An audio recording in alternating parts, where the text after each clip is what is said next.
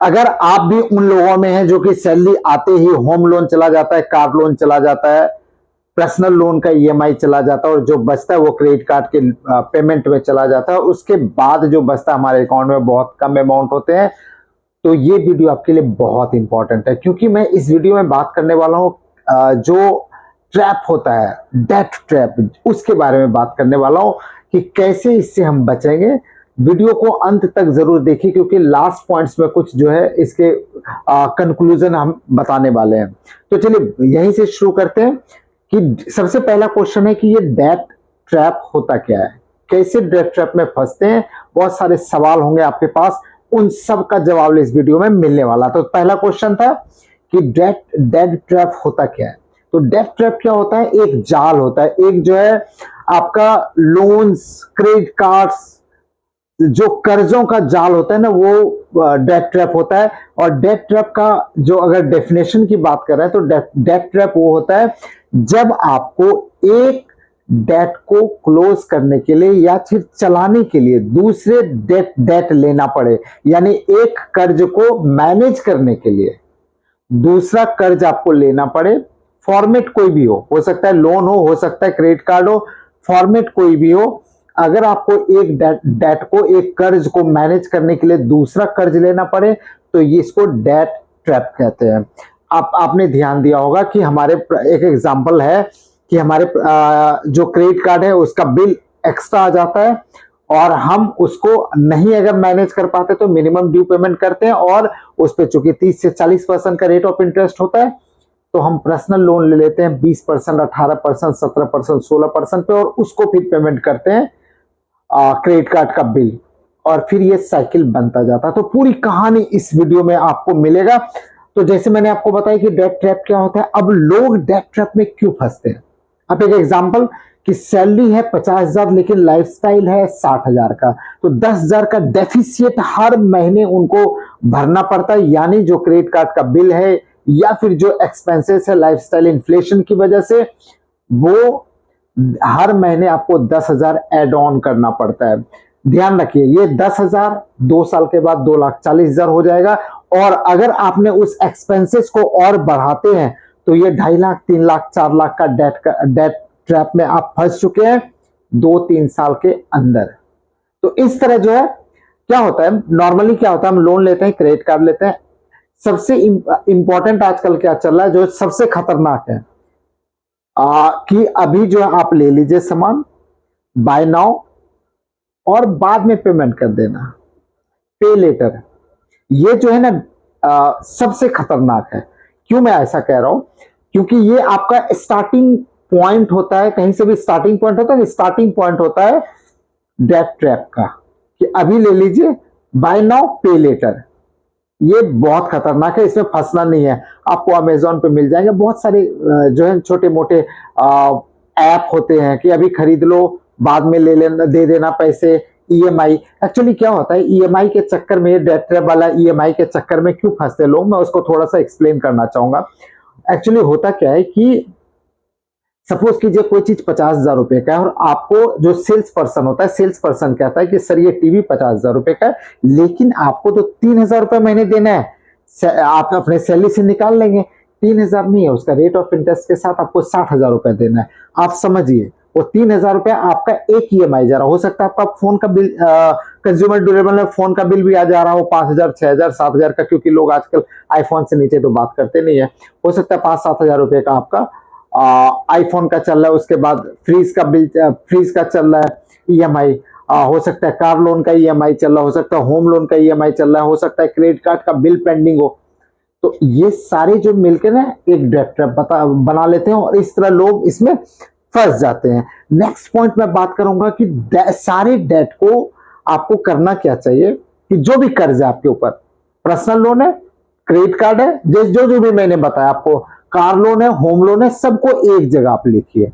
कोई भी इसमें बेईमानी नहीं करना है, कोई भी इसमें चीटिंग नहीं करना है, आपका है, आप कैलकुलेट कर सकते हैं। सारे लोन को एक साथ लिखिए और देखिए कि कौन कौन सा किस किस का अमाउंट, मैं आगे इंटरेस्ट वाला पॉइंट भी बताऊंगा, कौन कौन सा ईएमआई कितना जा रहा है और किस पे कितना इंटरेस्ट लग रहा है, ये आप नोट कर लीजिए। पहला पॉइंट है आपको अगर डेट ट्रैप से बचना है, पॉइंट टू पॉइंट बात करूंगा मैं, आप वीडियो छोड़ के बिल्कुल मत जाइए, क्योंकि ये पहला पॉइंट था कि आप सारे पॉइंट, जितने भी लोन्स हैं, कार्ड हैं, जितने भी कर्ज हैं आपके ऊपर, सारे एक कॉपी में लिख लीजिए। और दूसरा, उसके बाद क्या करिए कि इसको दो तरह से, दो फॉर्मूला मैं बताता हूं आपको। सबसे पहले क्या कीजिए कि जो सबसे ज्यादा बड़ा जिस पे इंटरेस्ट लग रहा है, जैसे मैं एग्जांपल के तौर पे ले लिया ना हमने क्रेडिट कार्ड, क्रेडिट कार्ड पे सबसे ज्यादा रेट ऑफ इंटरेस्ट लगता है 30%, 40%। तो कोशिश कीजिए कि सबसे पहले उसका बिल पेमेंट कर दीजिए। कोशिश करना है, कोई रूल, फास्ट रूल नहीं है, कोशिश करना है आपको कि जो सबसे ज्यादा रेट ऑफ इंटरेस्ट है ना, उसको आप धीरे धीरे 1 महीने, 2 महीने, 3 महीने, जितना हो सकता है उसको क्लोज कर दिए।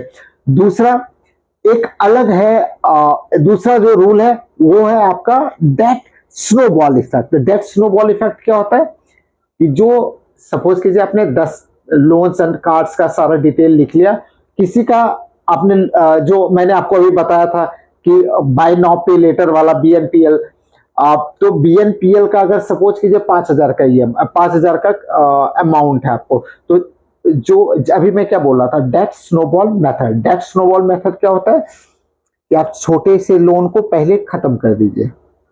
पहला मेथड क्या था हमारा कि जिसपे ज्यादा रेट ऑफ इंटरेस्ट जा रहा है उसको पहले खत्म कर दीजिए। दूसरा मेथड क्या है कि जो सबसे छोटा लोन है, जो सबसे छोटा आपका पेंडिंग पेमेंट्स है, उसको क्लोज कर दीजिए। इस पे जो है ना साइकोलॉजिकल बड़ा इंपैक्ट पड़ता है, अच्छा पॉजिटिव। क्या कि मैंने 10 लोन पूरा लिख के रखा है, 10 में से एक कट कर दिया मैंने, एक खत्म हो गया, दूसरे तीसरे महीने में दूसरा भी कट कर दिया, तो एक पॉजिटिव रेस्पॉन्स आपका ब्रेन आपको भेजता है कि आपने 10 में से 2 लोन या 3 लोग खत्म कर चुके हैं। आप अभी 7 बचा है, उसके बाद भी 2-4 महीने के बाद एक और खत्म हो गया, 4 महीने के बाद एक और खत्म गया। यानी कि ब्रेन आपको बार बार ये कह रहा है, साइकोलॉजी है ये, ब्रेन आपको बार बार कह रहा है 10 था, 6 खत्म कर चुका है, 4 ही पेंडिंग है। तो ये आपका एक कॉन्फिडेंस भी बिल्ड करता है और धीरे धीरे आप फिर इस डेट ट्रैप से निकल पाएंगे अगर ये 2 मेथड यूज करेंगे। पहला मेथड था हाई इंटरेस्ट वाला, पेमेंट क्लोज कर देना। दूसरा मेथड था स्नोबॉल। दूसरा मेथड था कि जो छोटा अमाउंट है उसको क्लोज कर देना। जैसे भी आपको कंफर्ट लग रहा है वो आप दोनों में से कोई भी यूज कर सकते हैं, इसमें कोई फास्ट रूल नहीं है, ये आप पे टोटल डिपेंड करता है कि कौन सा बेहतर अच्छी तरह से चला पा रहे हैं, उसको आपको क्लोज करना है। नेक्स्ट पॉइंट क्या है कि जो क्रेडिट कार्ड है, क्रेडिट कार्ड को टेम्परली आपको कंट्रोल करना पड़ेगा, क्योंकि क्रेडिट कार्ड से सबसे ज्यादा डेट ट्रैप में लोग फंसते हैं। हमारा लिमिट मान लो 5 लाख रुपए का है, हम हर महीने 5 लाख रुपए पेमेंट ले रहे हैं, पेमेंट दे रहे हैं, कार्ड से कार्ड स्वैप कर रहे हैं, इधर से उधर, लोन से कार्ड, कार्ड से लोन, इसमें फंस गए हैं लोग। तो आपको क्रेडिट कार्ड को धीरे धीरे, हो सकता है कि इस महीने का बिल आपका 20,000 का हो, नेक्स्ट मंथ का आपका कोशिश कीजिए कि 15,000 का हो, उसके नेक्स्ट मंथ का हो कोशिश कीजिए कि 10,000 का हो, फिर 5,000, फिर 0। यानी क्रेडिट कार्ड को यूज मिनिमम करना शुरू कर दीजिए। क्योंकि, और मैं एक पॉइंट इसमें ऐड ऑन करना चाहूंगा कि कोशिश कीजिए कि आप कैश खर्च करें, क्योंकि यूपीआई और कार्ड से जो है ना खर्च ज्यादा होता है। कोशिश करके देखते हैं कि जितना आप कैश रखिए अपने पास, जिसको भी देना है कैश में दीजिए। थोड़ा सा पेन होता है, दर्द होता है कि नहीं कैश 500 रुपए दे रहा हूं, अब 500 रुपए UPI 500 स्कैन ही तो करना है, इजी होता है, तो उसमें ज्यादा खर्च होता है। तो कैश वाला एक पॉइंट मेरा थर्ड पॉइंट था, इसको आप लेके रखिए कि कैश आपको यूज करना है। नेक्स्ट पॉइंट था, एक बड़ा जो है ना सिंपल एंड कॉमन क्वेश्चन होता है लोगों का कि नया लोन लेकर पुराने लोन को क्लोज कर दो। इस पे भी मैं बात कर लेता हूं। अब देखिए इसमें बुराई नहीं है, 2 चीजें हैं। एक, क्रेडिट कार्ड का रेट ऑफ इंटरेस्ट आपका कितना है, 30 से 40%। नया लोन आपने पर्सनल लोन लिया हुआ है 18%, 16%, जितने पे आपको मिल रहा है आप देख लीजिए। अगर ऐसा होता तो रेट ऑफ इंटरेस्ट आपका बचेगा, लेकिन आपको उसमें टैक्स ऐड करना है, उसमें प्रोसेसिंग फीस चेक करना है, हर चीज आपको चेक करना है। उसके बाद ये जो स्टेप उठाएंगे आप, लास्ट स्टेप है। अगर आपको लोन लेके क्रेडिट कार्ड का बिल पेमेंट करना है अगर, या इस तरह का कुछ भी आप प्लान कर रहे हैं, तो सबसे इंपॉर्टेंट आप रेट ऑफ इंटरेस्ट चेक करेंगे, प्रोसेसिंग फीस, GST, मतलब टैक्स वगैरह सारा कुछ चेक करने के बाद आप देखिए कैलकुलेट करके कि आपके पास कितना पैसा बच रहा है, सेव हो रहा है। अगर आपने एक लोन लिया पर्सनल लोन और अपने क्रेडिट कार्ड का बिल पेमेंट कर दिया, आपको कितना अमाउंट सेव हुआ, ये बड़ा इंपॉर्टेंट है। Calculation is the most important, ये मैथमेटिकल है लेकिन बड़ा इंपॉर्टेंट होता है सबके लिए। तो ये आपको डेट ट्रैप से बचाने में आपको हेल्प करेगा। अब एक और पॉइंट है कि अपने जो खर्च होते हैं, जो भी वांट्स एंड नीड्स मैंने बताया था लास्ट वीडियो में, जो जरूरत है उसका और जो जरूरत नहीं है, वांट्स एंड नीड्स, जो जरूरत है, नीड को आप लिख लीजिए कॉपी कलम में और उस पर फोकस कीजिए। और 90 डेज के लिए, सिर्फ 3 महीने की बात कर रहा हूं, 90 डेज के लिए आपके जो वांट्स हैं, जो आपको चाहिए, आपको नए कपड़े चाहिए, जूते चाहिए, फोन चाहिए, सबको आप साइड कर लीजिए 90 दिन के लिए। सिर्फ एक प्रैक्टिस है, सिस्टम है, प्रैक्टिस मेक्स परफेक्ट, आपने सुना होगा, ये सिर्फ सिस्टम है। 90 दिन के लिए उसको थोड़ा सा कंट्रोल करेंगे हम, अपने सारे खर्चे हमने बंद कर देने। मैं ऐसा भी नहीं कह रहा कि जिंदगी जीना बंद कर दीजिए, बट जहां कोशिश, आपको सवाल पूछना है क्या ये बहुत जरूरी है, जब बहुत जरूरी है तो आप उसको ले लीजिए, उसके बिना काम नहीं चल पा रहा है। अब आप एक एग्जांपल, मॉल जाने में 2000 रुपया खर्च होगा ही होगा, आप कोशिश कीजिए ना कि 90 दिन के लिए मॉल नहीं जाएगा, क्या फर्क पड़ता है। आप टीवी के, नेटफ्लिक्स के सब्सक्रिप्शन हो गए, प्राइम के सब्सक्रिप्शन हो गए, हॉटस्टार के सब, कौन सा या सोनी के सब्सक्रिप्शन हो गए, कौन सा नहीं देख रहे हैं आप, क्लोज कर दीजिए ना उसको। ये छोटी छोटी चीजें जो है ना, वेल्थ बनाने में, सिस्टम बनाने में, आपके फाइनेंशियल फ्रीडम में हेल्प करता है। तो ये पॉइंट है कि 90 दिन तक आप सिर्फ और सिर्फ नीड्स पे फोकस करेंगे, वांट्स पे आप फोकस नहीं करेंगे। एक और पॉइंट है, सिर्फ सारी कुछ आपको कंट्रोल ही नहीं करना है, आपको इंक्रीज भी करना है। क्या? इनकम, आपको इनकम इंक्रीज करना पड़ेगा। मैं क्यों कह रहा हूं ऐसा? आप एक जॉब कर रहे हैं, 50,000 रुपए सैलरी मिल रही है, 60,000 रुपए सैलरी मिल रही है, साथ में आप कुछ कर सकते हैं क्या? फ्रीलांसिंग कर सकते हैं क्या? एआई टूल्स आप सीख सकते हैं, या कुछ और जिसमें आप महारत हो, जो आप बेस्ट, उसमें बेस्ट है। क्या आप कुछ भी कर सकते हैं ऐसा जो कि अर्निंग 5,000 हो जाए? मैंने 60 रुपए की सैलरी है, 10,000 से कुछ और कहीं से आ जाए, क्या ऐसा कोई प्लान है आपके पास, कोई आपके दिमाग में? देखिए, हर एक इंसान में कुछ ना कुछ एक पॉजिटिव पॉइंट जरूर होता है जिससे वो अर्न कर सकता है, लेकिन सीखना बड़ा जरूरी है। आपको यूट्यूब पे हर एक चीज मिल जाएगा जो लर्निंग पॉइंट से आप बहुत चीज सीख सकते हैं। मतलब हजारों चीजें जिसमें कि आप महारत हासिल कर सकते हैं अगर आपके पास नहीं है तो। लेकिन अगर कुछ ऐसे, कुछ आप कोचिंग कर दे सकते हैं, किसी को कंसल्टेंसी दे सकते हैं, कुछ भी एआई टूल सीख सकते हैं जैसे मैंने बताया, तो आपके पास बहुत अपॉर्चुनिटी है। आप गूगल कीजिए कि क्या अपॉर्चुनिटीज है मेरे लिए, आपको बताएगा। ट्राई कीजिए इनकम बढ़ाने का, ये बड़ा इंपॉर्टेंट है। इनकम नहीं बढ़ेगा तो आपका डेट ट्रैप चलता ही रहेगा, वो बंद नहीं होगा। कोशिश कर करके हम उसको ट्राई करके कम करेंगे। जैसे मैंने बताया 10 लोन है, उसमें से 4 हमने, 4 बचे, 6 क्लोज कर दिया 1 साल में।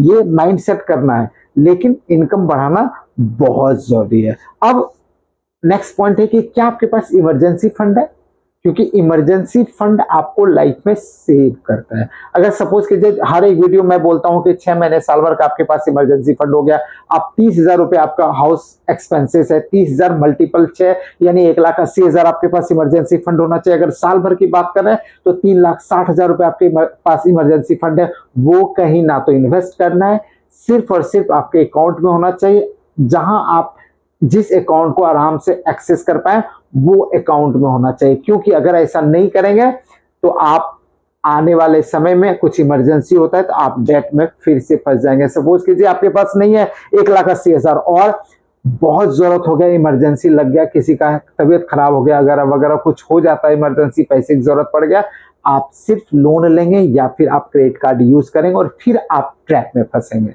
तो इसलिए इमरजेंसी फंड धीरे धीरे बनता है, ऐसा जरूरी नहीं कि एक बार में बनता है। आप 5,000 रुपया, 2,000 रुपया, 1,000 रुपया जमा कीजिए, और इमरजेंसी फंड बहुत जरूरी है। मोस्ट इंपॉर्टेंट, इस जगह मैं आपको रोकूंगा, वो ये कि आपके पास अपना खुद का इंश्योरेंस, अपने फैमिली का इंश्योरेंस बहुत जरूरी है। क्योंकि जितना इमरजेंसी फंड जरूरी है उतना ही जरूरी आपका इंश्योरेंस एंड फैमिली का इंश्योरेंस और खुद का इंश्योरेंस है। कोशिश कीजिए कि आप जो है टर्म इंश्योरेंस भी अपना जरूर रखिए। नेक्स्ट पॉइंट की बात करूंगा इमरजेंसी फंड के बाद कि ईएमआई का गोल्डन रूल क्या है। जैसे एक एग्जांपल है ना कि ईएमआई हम लेते हैं, होम लोन लेते हैं, अच्छी बात है क्योंकि हर एक लोन खराब नहीं होता है, ये जानना बहुत जरूरी है। होम लोन ले रहे हैं, कोई बात नहीं, उस घर में आप रह तो रहे, रेंट तो बच रहा है। होम लोन, पर्सनल लोन ले रहे हैं, क्या बहुत जरूरी है? सोचिए सही, क्या बहुत जरूरी? और अगर मेरे 6 महीने तक सैलरी नहीं आती है, पर्सनल लोन लेने का फॉर्मूला ये, अगर आपकी सैलरी 6 महीने तक नहीं आती तो आप उसको मैनेज कर पाएंगे? अगर कर पाएंगे तो आप ले लीजिए, कोई प्रॉब्लम नहीं है। तो वही मैं कह रहा हूं कि हर एक लोन बुरा नहीं होता, आपको मैनेज करना आना चाहिए। गोल्डन रूल आपका यही है कि आप जितना कमाते हैं उसका 30% आपका लोन जाना चाहिए। अगर होम लोन है तो 30% उसका एड ऑन कर लीजिए, यानी कि टोटल आपका home loan, personal loan, car loan, credit card bills सब मिला के 50-60% से ज्यादा लोन नहीं जाना चाहिए। ये गोल्डन रूल है ईएमआई का। ईएमआई का ये फॉर्मूला एक तरह से 50-60% बहुत हो गया। उसके बाद आपके घर के खर्चे भी है, मेडिकल इमरजेंसीज भी है, आपके बच्चे के स्कूल भी हैं, एंड ब्ला ब्ला ब्ला, बहुत सारे खर्चे आपके पास। तो ये आपको ईएमआई का गोल्डन रूल आपको देखना पड़ेगा। अब बात करते हैं कि इस वाले जो मैंने बताया था आपको कि इस ट्रैप से, ये जो डेट ट्रैप है, कर्ज का जो जाल है, उससे बचेंगे कैसे?